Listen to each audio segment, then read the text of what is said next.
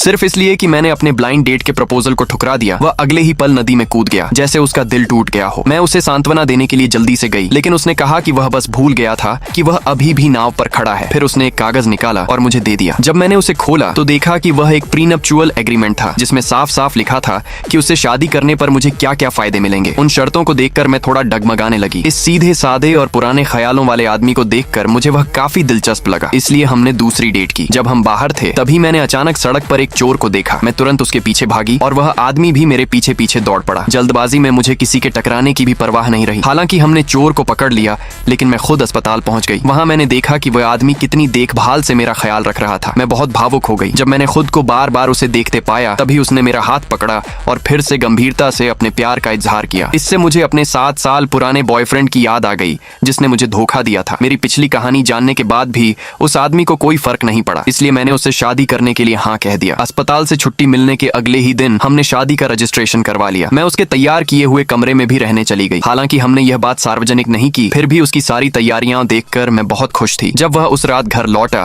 तो मैंने देखा कि उसके हाथ पर चोट लगी हुई थी, लेकिन मैंने ज्यादा सवाल नहीं किए और बस मरहम निकालकर उसके हाथ पर लगा दिया। इससे वह बहुत भावुक हो गया और अगले ही पल उसने मेरा हाथ पकड़कर फिर से प्यार का इजहार किया। नहाने के बाद मुझे एहसास हुआ कि यह हमारा साथ रहने का पहला दिन था और मैं बहुत घबराई हुई थी। खुशकिस्मती से आखिर में कुछ नहीं हुआ। अगले दिन जब मैं काम पर थी, वह आदमी अचानक कंपनी के गेट पर आ गया। मुझे डर था कि कहीं कोई परेशानी ना हो जाए, इसलिए मैं उसे जल्दी से बाहर ले गई। उसी समय मेरी सहकर्मी ने उसकी पहचान पूछ ली। जब मैं खुद नहीं जानती थी कि क्या जवाब दूं, तभी हमारे बॉस खुद बाहर आकर उसका स्वागत करने लगे। जब मैंने सुना कि वह शहर की तरफ से भेजा गया एक डायरेक्टर है तो मैं पूरी तरह हैरान रह गई। अपनी सहकर्मी की उत्सुकता का सामना करते हुए मुझे एहसास हुआ कि मैंने उसे गलत समझा था और मैं बेहद शर्मिंदा हो गई।